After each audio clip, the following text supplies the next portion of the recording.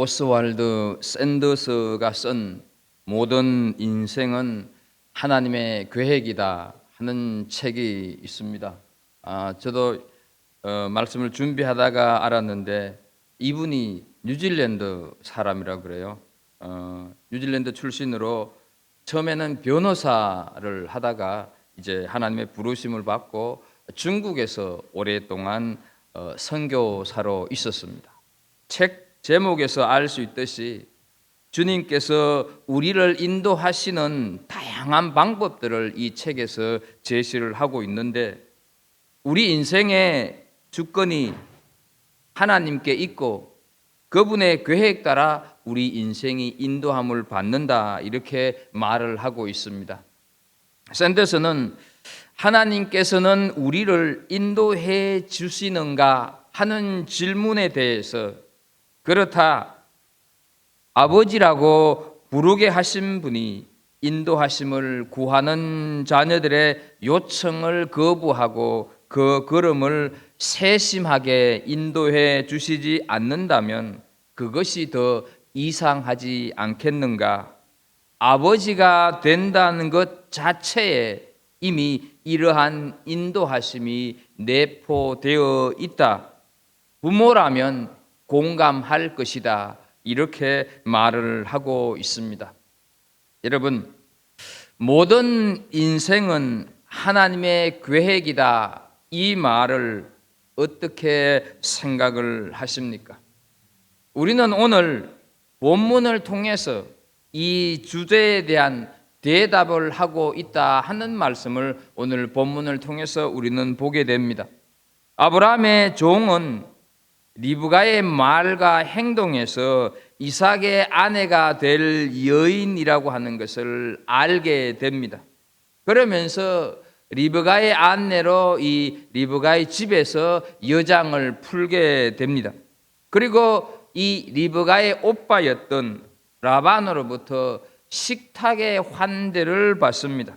그러나 먼저 자신이 이곳까지 온 이유를 말을 하고 있습니다.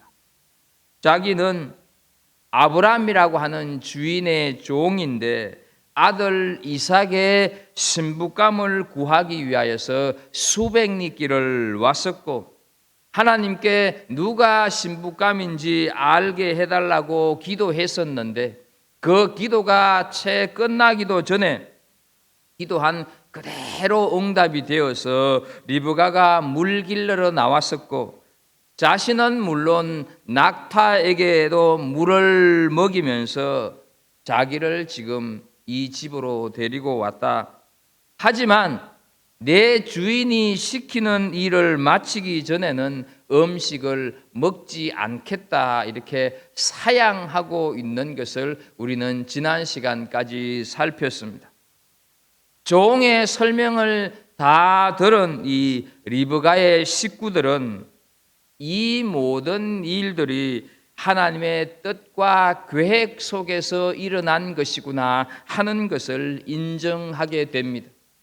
그래서 하는 말이 오늘 우리가 읽은 본문의 시작이 되고 있습니다. 그 시작 50절을 한번 보겠습니다. 라반과 버두엘이 대답하여 이르되 이 일이 여호와께로 말미암았으니 우리는 가부를 말할 수 없노라, 얘기를 하고 있습니다. 여러분, 우리는 이 구절에서 버두엘이라고 하는 사람의 이름이 있는데 이 사람이 이 리브가의 아버지입니다. 그리고 라반은 오빠입니다. 그런데 우리가 성경을 통해서 알고 있듯이 성경에는 이름을 참 중시하고 있는데 아버지 이름보다 오빠 이름이 먼저 나오고 있는 것은 무언가 이 가정에 사정이 있던 것 같습니다. 아버지 버두엘이 몸이 아프거나 이렇게 해서 가장의 역할을 못하고 있는 것은 아닌가, 이런 생각을 하게 되는데, 우리는 이 구절에서 유심히 보아야 할 것이 여호와께로 말미암았으니 하는 이 말씀을 오늘 이 시간에 우리는 꼭 기억해야 합니다. 이 말씀을 현대인의 성경에서 이렇게 번역을 하고 있는 것을 보게 됩니다. 현대인의 성경에서는 여호와께서 계획한 것이니라고 번역을 하고 있고, 유진 피터슨 목사가 쓴 메시지 성경에서는 전적으로 하나님께로부터 비롯된, 이렇게 번역을 하고 있습니다. 이 두 구절, 두 말씀을 우리가 생각을 해 본다고 하면 어떤 일이나 사건의 주도권이 사람에게 있는 것이 아니라 하나님께 있고 하나님께서 하셨다, 이런 뜻을 내포하고 있구나 하는 것을 우리는 알게 됩니다. 그래서 오늘 이 시간에는 이 여호와께로부터 말미암아서니 하는 이 말씀의 의미를 좀 생각을 해 보도록 하겠습니다. 첫 번째로 여호와께로 말미암아서니 하는 이 말씀 속에는 리브가의 삶에 대한 하나님의 계획이 다 있다 하는 것을 우리는 알게 됩니다. 하나님께서는 오래전부터 리브가를 이삭의 신부로 준비를 하셨다는 것입니다. 이삭의 신부를 결정한 사람은 아브라함도 아니고 이 찾아온 종도 아니고 더욱이 이삭 자신도 아니었습니다. 하나님께서 정하셨다 하는 것이죠. 그렇다고 리브가에게 하나님으로부터 선택받을 만한 어떤 특별한 것이 있었던 것은 결코 아니었습니다. 리브가는 아주 평범한 시골의 한 처자였습니다. 리브가 자신이 놀랐던 것이 바로 이 점이다 하는 것을 우리는 기억해야 합니다. 자기도 알지 못하는 가운데 하나님께서는 자기를 사랑하셨고 자신에 대한 놀라운 계획을 가지고 계셨던 것입니다. 리브가가 나이든 종이 전후 사정을 얘기하는 이 얘기를 듣기 전까지는 자신을 향한 하나님의 계획이 있다고 하는 사실을 전혀 알지를 못했습니다. 자기가 그렇게 중요한 사람인지, 아브라함이 자신의 생명을 내걸면서까지 언약을 맺으며 자기 한 사람을 찾기 위하여서 얼마나 많은 사람이 동원되었는지 전혀 깨닫지 못했다 하는 것이죠. 하지만 종의 말을 들으면서 자기에 대한 하나님의 사랑이 너무너무 놀랍고 자신이 하나님의 계획 속에 들어 있었던 특별한 사람이구나 하는 것을 깨닫게 되었다 하는 것이죠. 그런데 여러분, 중요한 것은 이런 모습들은 우리 한 사람 한 사람에게도 적용된다 하는 사실을 기억할 필요가 있는 것입니다. 하나님의 말씀을 듣기 전까지는 우리 한 사람 한 사람이 하나님 앞에서 그렇게 중요한 사람인 줄 몰랐습니다. 하나님께서 이미 오래전부터 나를 알고 계셨고 사랑하셨고 나에 대한 큰 계획을 가지고 계셨다고 하는 사실을 알지를 못합니다. 그러나 성경이 우리에게 말씀하고 계시는 것이 무엇인가 하면, 내가 하나님을 몰랐을 때에도 하나님은 이미 나를 알고 계셨다는 것, 내가 하나님을 미워하고 있을 때에도 하나님께서는 나를 사랑하고 계셨다는 것, 내가 태어나기 전에도 하나님께서는 나에 대한 계획을 가지고 있었다 하는 사실입니다. 그래서 시편 139편 16절을 현대인의 성경으로 보게 되면, 주는 내가 태어나기도 전에 나를 보셨으며 나를 위해 작정된 날이 하루도 시작되기 전에 그 모든 날에 주의 책에 기록되었습니다. 이렇게 말씀을 하고 있습니다. 여러분, 예수님의 어머니 마리아를 한번 보겠습니다. 베들레헴 시골의 무명의 처자였습니다. 그러나 그에게 하나님의 말씀이 임하고 주의 천사가 문안한 이후로 이 마리아의 인생은 달라지기 시작을 했습니다. 그 달라진 모습을 마리아는 누가복음 1장 47절과 48절에서 이렇게 고백하고 있습니다. 내 마음이 하나님 내 구주를 기뻐하였으면 그의 여종의 비천함을 돌보셨음이라. 보라, 이제 후로는 만세의 나를 복이 있다 일컬이로다, 이렇게 고백을 하고 있습니다. 마리아도 리브가도 하나님의 말씀이 임한 후에 자신들을 향한 하나님의 놀라운 계획을 깨닫고 하나님의 은혜를 따라 살아가는 인생으로 변화되었듯이, 우리 역시 하나님의 말씀이 임하게 되면 내가 원하는 인생이 아니라 하나님이 원하는 인생을 내가 살아가게 될 줄로 믿습니다. 우리 인생의 가치는 내가 무엇을 얼마만큼 소유하고 있으며 내가 무엇이 되느냐, 여기에 있는 것이 아닙니다. 과연 내가 내 인생이 하나님의 손에 있으며 하나님의 말씀 위에 세워지고 있는 인생인가, 이것만 가치가 있을 뿐이다 하는 것이죠. 하나님의 말씀이 임하기 전까지 우리는 우리 자신이 하나님 앞에서 얼마나 소중한 존재인지, 하나님께서 나를 위해서 얼마나 놀라운 계획을 세우고 계셨는지 알 수가 없습니다. 말씀과 내가 부딪히기 전에는 내가 하나님 앞에서 얼마나 존귀한 인생인지 알 수 없습니다. 하지만 말씀이 임하면 하나님께서는 세상을 창조하시기 전부터 나를 알고 계셨고 나를 사랑하셨고 나를 통해서 이루어지게 될 큰 계획을 가지고 계셨다는 사실을 알게 되는 것입니다. 그래서 에베소서 1장 4절에 보게 되면 곧 창세전에 그리스도 안에서 우리를 택하사 우리로 사랑 안에서 그 앞에 거룩하고 흠이 없게 하시려고 이렇게 말씀을 하고 있습니다. 이처럼 우리 인생은 창조 전부터 하나님께 붙잡힌 받은 인생이 된 줄로 믿습니다. 하나님께서는 우리가 아무것도 모르고 죄만 짓고 있을 때에도 우리에 대한 선한 뜻을 가지고 계셨다고 하는 것을 기억하십시오. 우리가 범죄하고 불순종의 아들로 살아가고 있음에도 불구하고 우리를 향한 하나님의 사랑은 단 한순간도 변하지 않았다고 하는 것을 기억하십시오.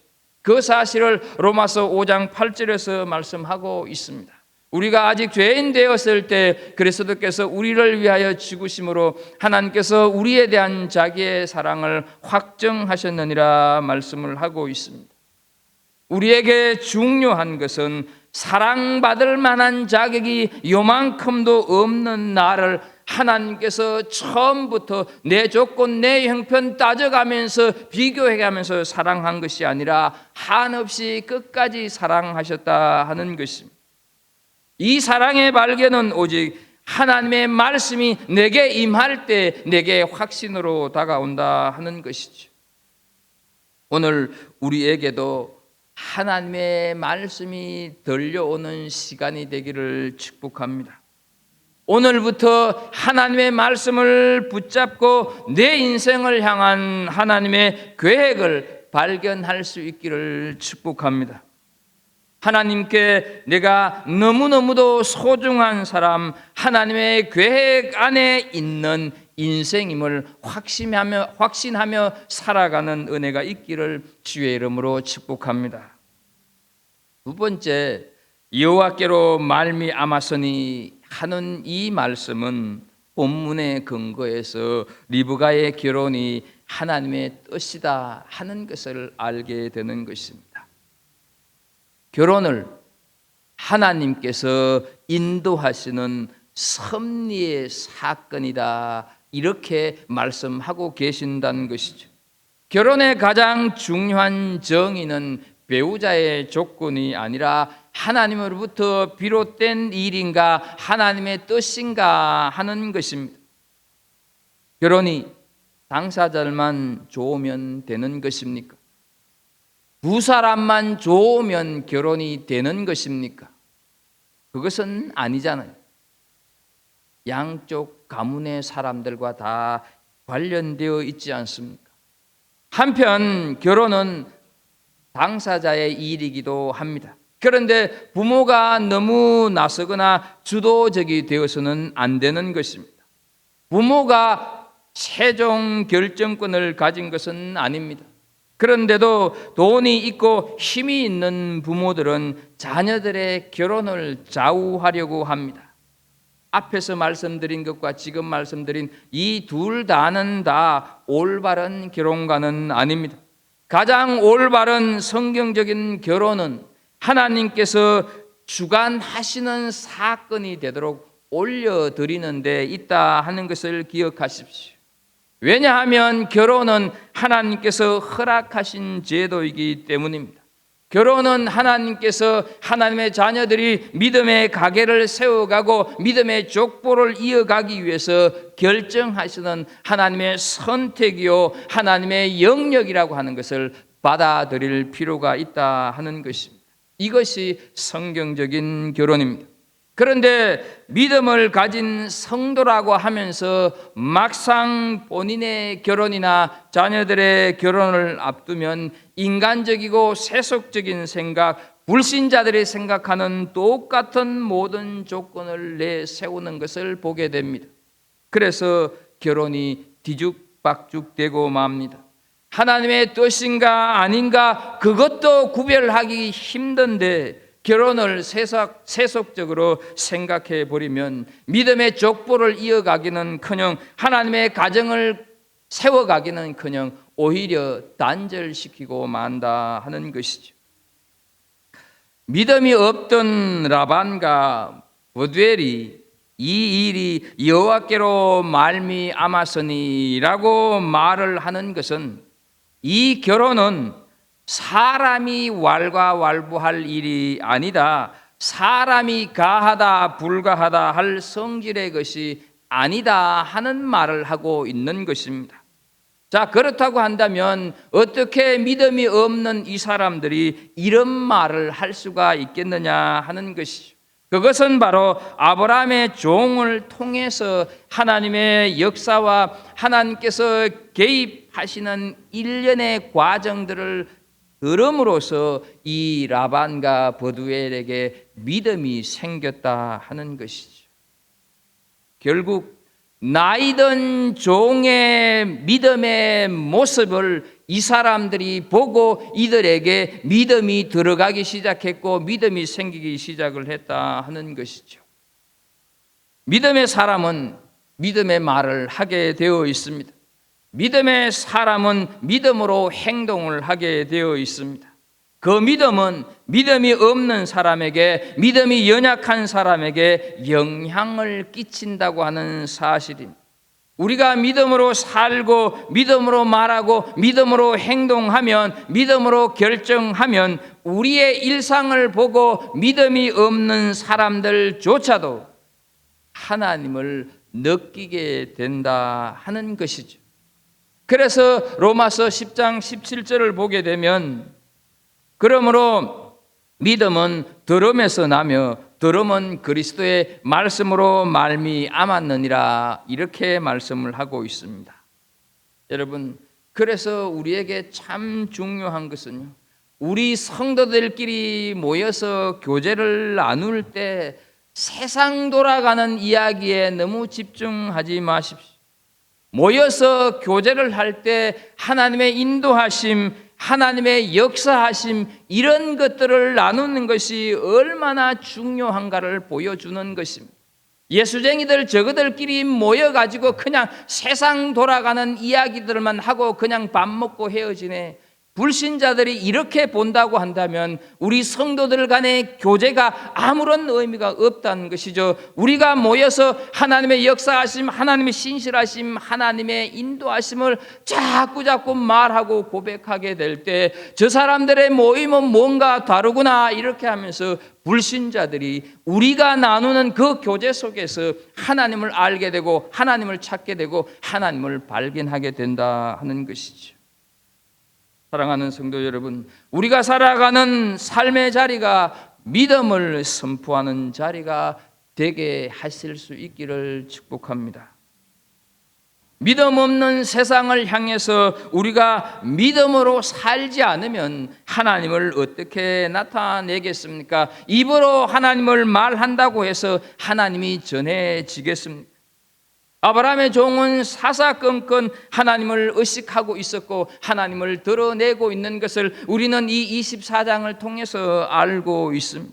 그의 삶의 태도가 믿음 없는 사람에게 엄청난 영향을 주고 있다 하는 것이죠. 그래서 여러분 51절을 한번 보겠습니다. 51절을 보게 되면 리브가의 가족들이 리브가가 당신 앞에 있으니 데리고 가서 여호와의 명령대로 그를 당신의 주인의 아들의 아내가 되게 하라, 이렇게 말을 하고 있습니다. 여러분, 이 리브가의 가족들은 종이 하는 말을 들으면서 이것이 하나님의 뜻이라고 하는구나, 이것을 깨닫게 된 것입니다. 하나님의 뜻을 깨달으면서 그렇다고 한다면 우리는 믿음이라는 거 하는 게 별로 없는 사람들이긴 하지만 그래도 이 하나님의 뜻에 순종해야지 결정을 했기 때문에 지금 리브가를 데리고 가서 당신의 주인의 아들로 아내를 삼아라, 이렇게 얘기를 하는 것 아니겠습니까? 여러분, 왜 우리가 살아가면서 하나님의 뜻을 알아야 하겠습니까? 다른 것이 아니라 우리가 살아가는 인생살이 모든 순간순간이 어떤가를 결정해야 되는 것으로 가득 차 있는 것이 우리 인생살이 아닙니까? 그래서 우리는 하나님의 뜻을 모르면 결코 바른 결정을 할 수가 없다 하는 것이죠. 그래서 평소에 우리는 하나님의 뜻에 익숙해야 하고 평소에 하나님의 뜻을 묻고 평소에 묻는 그 물음에 대한 답을 얻으면서 살아가야 된다 하는 것이죠. 그러면요, 하나님의 뜻이 어디에 있습니까? 하나님의 뜻은 다른 데 있는 것이 아니라 이 말씀 안에 다 들어 있습니다. 그래서 여러분, 말씀을 읽고 말씀을 묵상하는 것이 중요한 것입니다. 이 말씀 안에 하나님의 뜻이 다 기록되어져 있고 말씀하기 때문에 말씀을 통해서 우리는 하나님의 뜻에 맞는 바른 결정을 하게 된다 하는 것이죠. 리브가의 가족들이 결혼을 하나님의 뜻으로 받아들이자 52절을 보게 되면 종은 땅에 엎드려서 하나님을 경배하는 것을 우리는 보게 됩니다. 여러분, 가만히 보면 어때요? 감사는 이 리브가의 가족들에게 해야 되는 것 아니에요. 그 딸을 그냥 아내로 삼도록 허락해 줬으니까 이 가족들에게 해야 된다고 생각을 하는데 어떻습니까? 이 종은 가족들에게 하는 것이 아니라 하나님께 경배를 하고 있다 하는 것이죠. 또한 자신이 이 주인의 아들 이삭을 위해서 지금까지 수고하고 고생한 그 자기의 모습은 전혀 나타내지를 않고 하나님께 경배를 돌리고 있는 이 모습에서, 이 종의 모습에서 어떻게 이런 종이 있을까? 정말로 하나님의 사람이구나 하는 것이 우리는 저절로 느껴지지 않습니까? 시작도 기도, 일의 과정 속에서도 기도하고 끝에도 기도하고 있는 것을 보게 됩니다. 그런데 이렇게 기도를 많이 함에도 불구하고 자신을 위한 기도가 아니라 주인을 위한 기도를 하고 있다 하는 것이죠. 아무리 크고 놀라운 일을 이루어도 오직 하나님께 영광을 돌리고 하나님께서 하셨음을 하나님을 드러내는, 그러면서 자신의 이름조차 드러내지 않는 아름다운 모습을 우리는 보게 된다 하는 것이죠. 여러분, 우리의 기도는 어떻습니까? 우리가 이 종만큼은 기도하지 못한다고 해도 우리 역시 기도하는 사람들 아닙니까? 그런데 문제가 어디에 있습니까? 여러분, 우리가 하나님 앞에 올려드리는 기도를 한번 가만히 살펴보십시오. 우리가 하나님의 뜻을 몰라서 뜻을 알게 해달라고 하는 기도가 많습니까? 아니면 하나님의 뜻대로 하지 않으려고 하는 기도가 많습니까? 여러분, 하나님의 뜻대로 하지 않으려고 하는 기도가 이상하게 들리지 않습니까? 이 말이 이상하게 들리지 않느냐 하는 것입니다. 나를 내려놓지 못해서, 나를 포기하지 못해서 하나님 이번 한 번만 내 뜻대로 되게 해 주세요 하는 식의 기도가 우리에게 얼마나 많으냐 하는 것이죠. 그런 기도가 바로 하나님의 뜻대로 하지 않으려는 기도다 하는 것이죠. 예수님의 모습을 좀 보겠습니다. 십자가를 앞두고 할 수만 있으면 이 잔이 지나가게 해달라고 기도를 하십니다. 그런데요, 그렇게 기도함에도 불구하고 하나님께서 응답하시지 않으시니까 마태복음 26장 39절에서 이렇게 기도하고 있습니다. 나의 원대로 마옵시고 아버지의 뜻대로 하옵소서.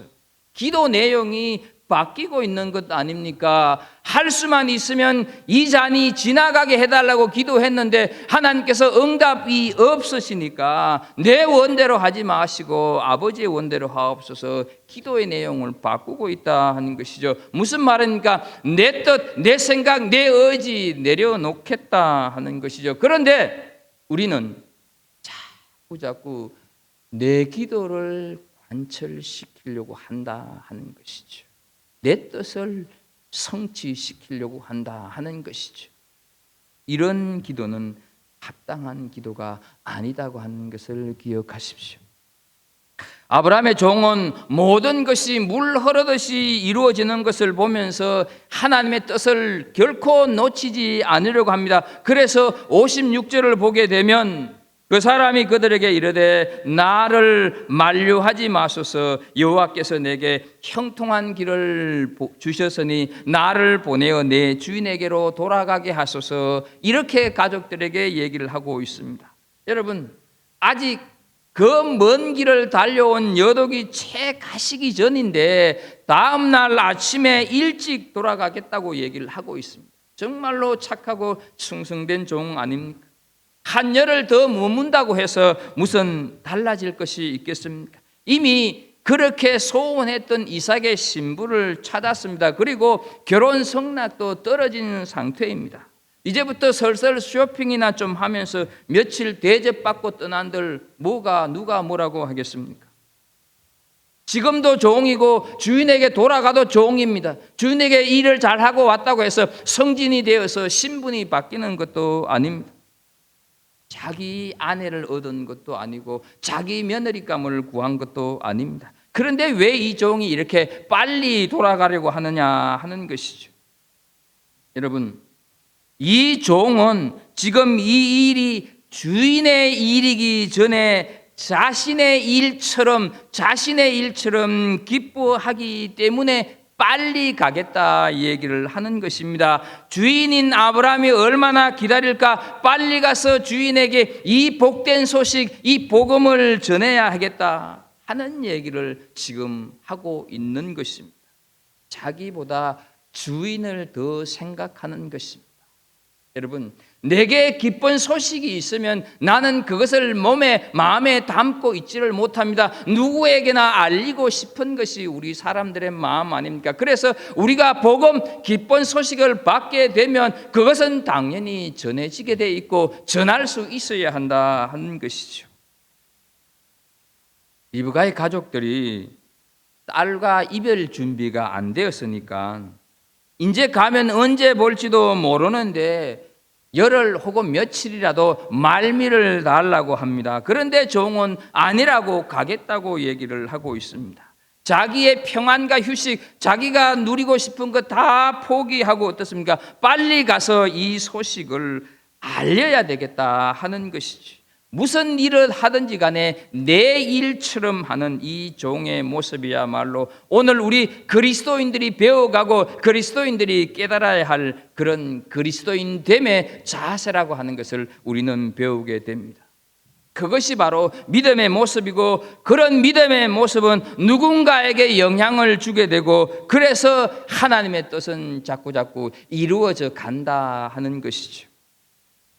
마지막으로 리브가의 결단을 살피면서 정리를 합니다. 58절을 보겠습니다. 리브가를 불러 그에게 이르되 네가 이 사람과 함께 가려느냐? 그가 대답하되 가겠나이다. 그가 대답하되 가겠나이다. 가족들이 만류를 해도 종이 한사코 떠나자고 하니까 그러면 우리 이러지 말고 당사자인 리브가를 데려다 놓고 한번 리브가에게 물어보고 리브가의 뜻대로 결정하자 이렇게 얘기한 것이죠. 그런데 어때요? 리브가는 일체 머뭇거리거나 망설임 없이 가겠나이다 이렇게 얘기를 하고 있습니다. 여러분, 이 말을 들은 그 리브가의 어머니가 얼마나 야속했겠어요. 자식 키워봐야 아무런 소용이 없다. 이러지 않았겠습니까?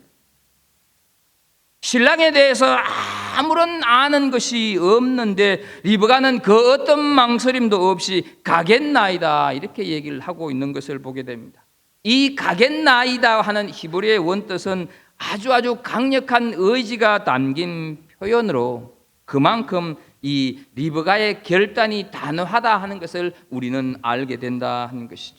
마치 아브라함이 하나님의 말씀을 듣고 갈대아 우르를 떠난 것처럼 리브가도 홀로 부모와 가족들을 두고 떠나 말씀을 따르겠다 이렇게 얘기를 하는 것이죠. 여러분 어떻습니까? 리브가가 아브라함의 며느리가 될 자격 있지 않습니까? 그래서 어떤 학자들은 이 리브가를 가리켜서 여자 아브라함이라 이렇게 부르는 학자도 있습니다. 여러분, 진정한 믿음은 말씀을 듣는 데서 그치는 것이 아니라 말씀을 향하여 떠나가야 한다고 하는 것을 기억하십시오. 내게 익숙하던 것들, 나를 평안하게 하였던 것들, 없으면 안 될 것이라고 생각했던 것들을 내려놓고 말씀 안에 있는 뜻을 향해서 나아가는 것, 그것이 믿음이라고 하는 것을 기억해야 하는 것입니다.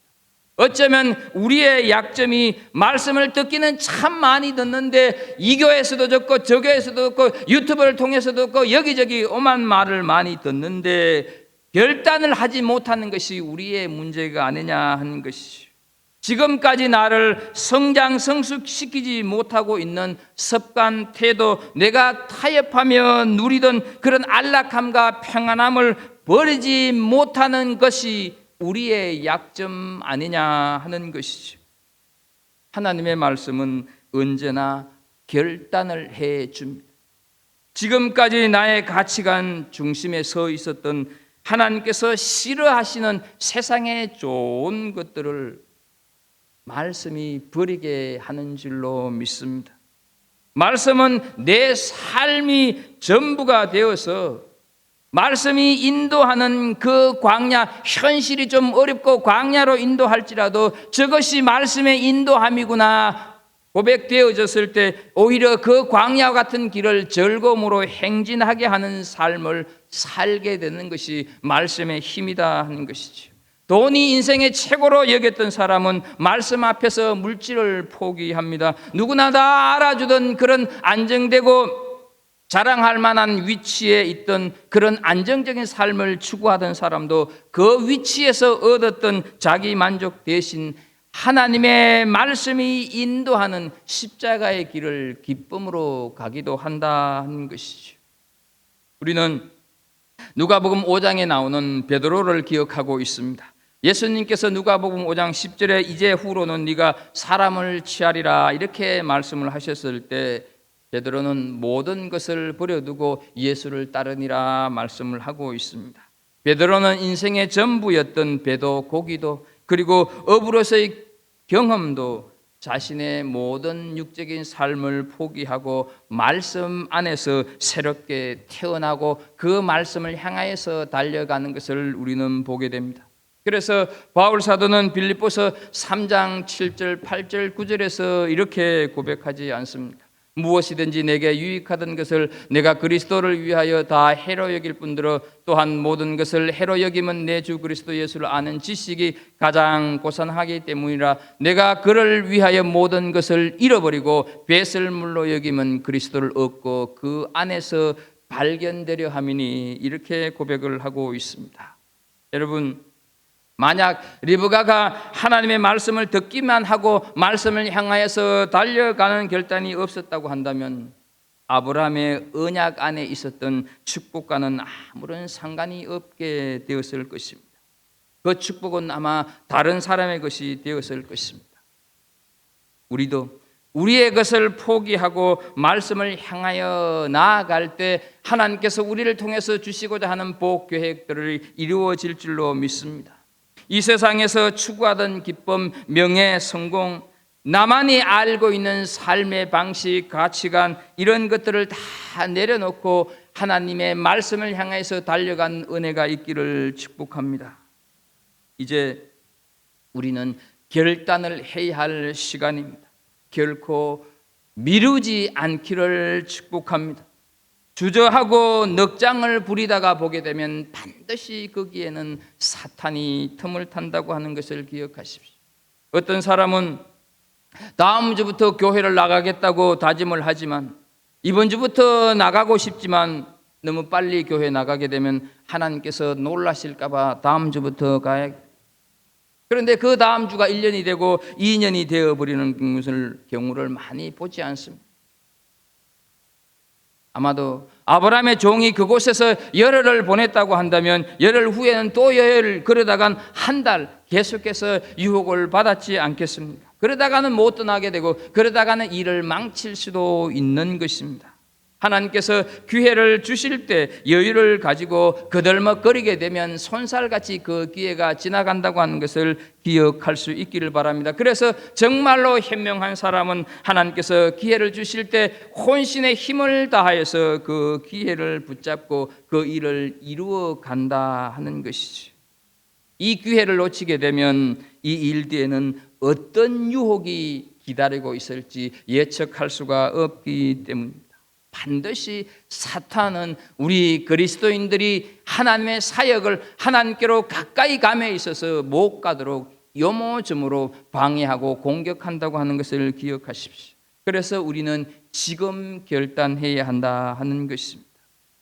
여호와께로 말미암았으니 이 말은 리브가를 향한 하나님의 계획이 있었다는 뜻입니다. 그렇다고 한다면 내 인생을 향한 하나님의 계획도 있다고 하는 것을 믿으십시오. 그리고 여호와께로 말미암았으니 이것은 모든 것이 다 하나님의 뜻 가운데 이루어진다고 하는 것을 말씀하는 것입니다. 그러므로 내 뜻을 내려놓고 하나님의 뜻을 찾아가시는 은혜가 있기를 축복합니다. 리브가처럼 말씀을 듣고 결단해서 그 말씀을 따라 살아가는 삶의 성도들이 될 수 있기를 예수 그리스도 이름으로 축복합니다. 기도하겠습니다. 하나님 아버지, 오늘 주시는 말씀을 통하여서 우리 인생이 하나님께 계획된 인생, 하나님은 우리 한 사람 한 사람을 통하여서 하나님의 뜻을 이루어 가시기를 원하신다고 하는 것을 깨닫습니다. 그래서 하나님 아버지, 우리는 오늘 이 시간 하나님 앞에, 말씀 앞에 결단하기를 소원합니다. 하나님, 주저하거나 망설이지 말고 오늘 이 시간 이후부터 내가 하나님의 말씀과 더불어서 하나님의 인도함을 받는 그런 인생, 하나님의 계획을 이루는 그런 삶을 살아가겠다고 다짐하는 이 귀한 시간 되게 하여 주옵소서. 예수님의 이름으로 기도합나이다. 아멘.